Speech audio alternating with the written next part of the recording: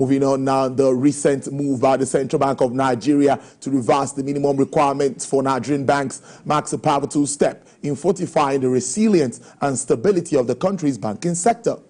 This initiative not only aimed at addressing the challenges posed by the currency devaluation, but to align with international regulatory standards. This recapitalization initiative holds significant implications for the financial landscape in Nigeria. A very important topic of discuss there. And for more on this, I'm being joined by the founder and Managing Director of Cowrie Assets Management Limited, Mr. Johnson Chukwu. Thank you so much. It's good to see you this afternoon, Mr. Johnson Chukwu. Thank you for your time.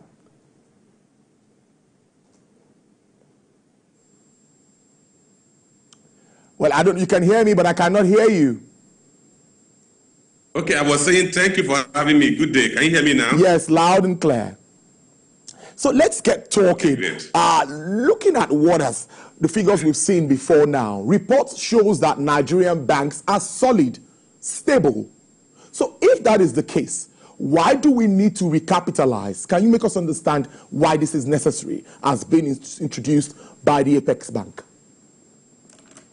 Okay, so look, the way I will look at it is that if you have to address your question pointedly, why do we need to recapitalize? What I'm going to say here may not necessarily be one size fits all. The banks or the banking industry requires increased operating capital because, like you mentioned in your introduction, we've seen a devaluation of the local currency, which means that you now need a larger volume of naira to execute the same size of transaction you used to do before the naira devaluation. What that means, and I use a classical example.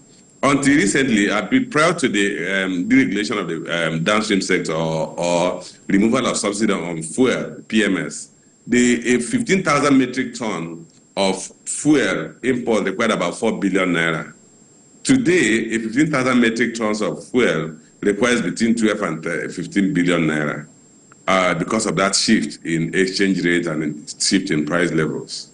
So that means that for a bank to fund 10 importers of fuel, with each of them funded for 15,000 metric tons, the bank will need something in the region of 150 billion naira. That was what they could have done with 40 billion naira. And that means the banks require additional operating capital as a result of the shift in exchange rate as well as higher price levels. It also applies across all commodity classes. I mean, a bag of rice, how much was it before? Today, you're talking about something in the region of 70,000 naira. So probably it was in the region of 15,000 naira or 20,000 naira, and I'm talking about 70,000 naira. So we have seen a shift in price levels, and which also means that transaction tickets that the banks have to process or fund have also increased, and therefore they need increased operating capital. That's different from regulatory capital. In terms of regulatory capital, in line with the operating capital, the central bank could have said, because prices have moved, let's reset the capital base to a level that was proclaimed when the banking consolidation took place. And if you look at that, in 2004 to 2006, the exchange rate of naira was in the region of 130 to 125 naira to a dollar. True. If you use 125 naira as average, then it means that 25 billion naira, which was the capital requirement for national banks, was equivalent to about $200 million. So, and at the current exchange rate of about 1,200, 1,250, if that is the exchange rate today, then it also means that 200 billion naira is equivalent of $200 million. So what you can say is that the central bank has gone back to reset the capital requirement of banks to the level it was in 2006. Clearly, brilliant stuff. But just like you said, in 2004, 2006, 89 banks, and after the recapitalization, we're left with 25. Now reports from a leading advisory firm is saying 17 out of the 25 banks might survive this. What's your reaction to that?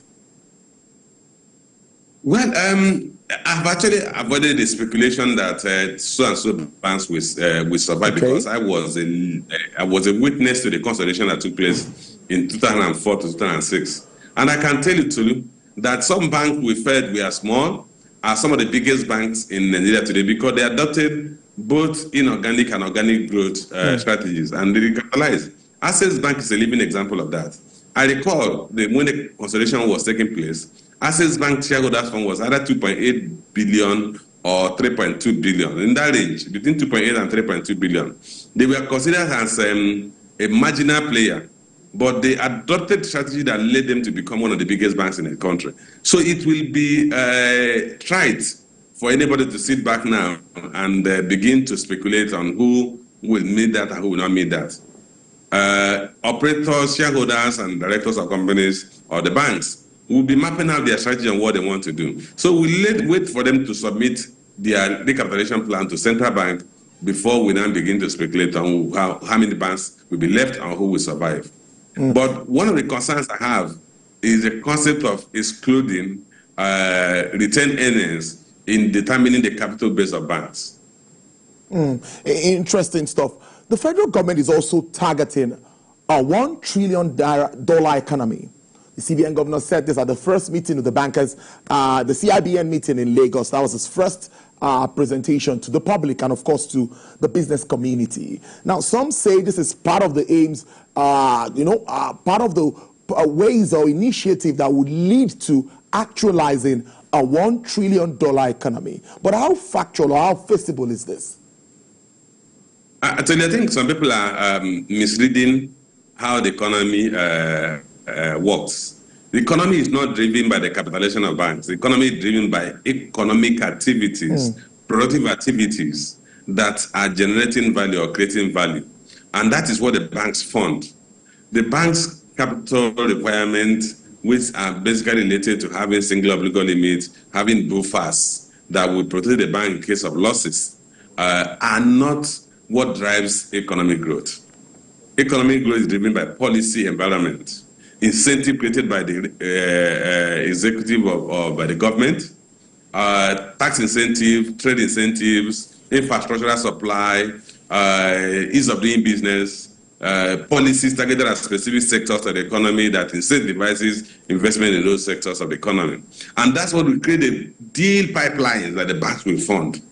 So if the economy does not generate deals that are profitable and viable, the capitalization of banks will not move the needle in terms of growing the economy. The economy will only grow to 1 trillion naira if we have sectors of the economy that are growing at a fast rate. If the economy can be growing at maybe 8-9%, but it has to grow at more than 12% to achieve a 1 trillion naira in the next six years. But the basic thing is this: we shouldn't mistake that capitalization is what drives economic activities. In fact, the risk is actually that if banks are overcapitalized and there are no deals in the pipeline for them to invest those funds, they will be sub-optimizing. The earnings they will generate from the capital will be below what they would have generated in other sectors of the economy if they were not forced to recapitalize. Also, it's not news that the MPR has been increased again after the last meeting, and also the CIR was touched. And some say this might affect the banks in its entirety. But first, let me ask the question this way so that you make us understand clearly what all of these new rates and figures from the CBN means for the banking industry. Lending, the real sector, continue to cry foul. This will affect lending. Banks are writing people to update payments and all of that. How does this come to you? I can't wrap my head all around this. Okay, basic thing is that when this cash reserve ratio was moved to 45%, it then means that the banks will at best have 55% of their deposits to lend. But remember, the banks also have to keep a 30% cash reserve ratio, which means effectively what they will lend is 25% of the deposits they mobilized. Well, that has weakened reduce the amount of loanable funds available to the banks to lend. So that means the banks will cut down their lending. But not only cut down their lending, the banks also have to charge rates that will compensate for the 75% of their deposits that are either idle or are low income earning assets, because investment in liquid assets are low income earning. The amount of 45% that is in cash reserve does not earn any income to the bank. So the 30% that is liquidity ratio or their liquid assets will earn marginal income to them. So they have to recover the cost of the 30% in liquid assets and 45% in cash reserve from lending 25% of their deposits, which means they have to charge a huge premium to borrowers. That's one factor. The second factor is that when you increase the ratio, the MPR ratio, the monetary policy rate, to 24.75%, it then means that banks, which is what we call the benchmark rate, the banks have an option to move their money to the central bank at, they have an asymmetric corridor of plus and minus 300 at 21%, or if they want to borrow from the central bank, they borrow at 21.75%. So the bank will have to look at, if I keep my money with the central bank at 21.75%, I don't run any risk of bad loans. So I can as well take that risk-free window by keeping my money with central bank at 21.75%, which is the standing deposit rate for the banks, anchored on the monetary policy rate. The other factor is that we've seen the federal government come to the market and borrow, issue treasury bills, 364-day bills, at 21.212% in the last 2 sessions. And that also means that the effective yield on that is more than 33%. So banks can also say, instead of lending money to you, they will keep the money, use it to buy treasury bills. And the treasury bills also qualify as part of their liquid assets. So these other investment options available to the banks that are giving them returns, risk-free returns, that are better than lending to the risk sector of the economy, will incentivize banks to rather lend to the federal government or buy treasury bills than to lend to customers. So that reduces, and that's why we're saying that these policy pronouncements will reduce the amount that the banks are ready to stake in form of loan, given the risk of default. Finally, before I let you go, what will now be your outlook, considering all of this flip-flop that we've seen in the year, increase in rates and, of course, projections and all? What do you see in the outlook for the financial space in 2024?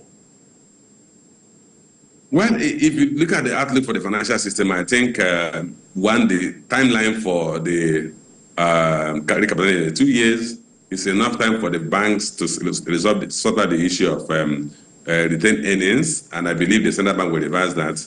And that will allow for orderly recapitalization of the banks, so that the banks are focused on raising capital that will meet their operating needs.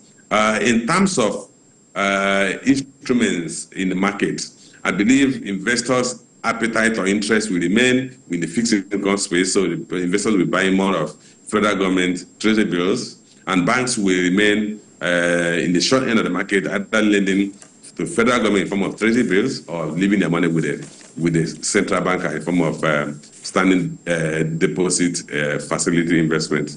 So that means that our loanable funds in the economy will remain very restricted. Lending rates will further move northwards, which means you're going to see lending rates in the region of 30-35%, which will lead to higher increase in non-performing loans and also weaken the risk sector of the economy. In the equity space, I believe there will be a realignment of portfolios. Investors will gradually begin to sell down their shares, investment in shares, and invest in fixed income instruments, given the return metrics in the environment today. So we should expect some correction in equity prices.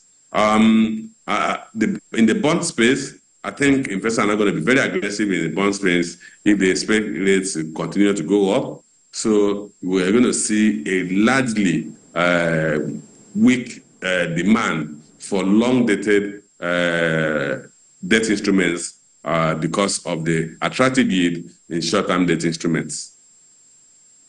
Talking to you as usual, Mr. Johnson Chukwu is the founder, managing director, Carry Assets Management Limited. Thank you so much. Do enjoy the rest of your day and have a productive one.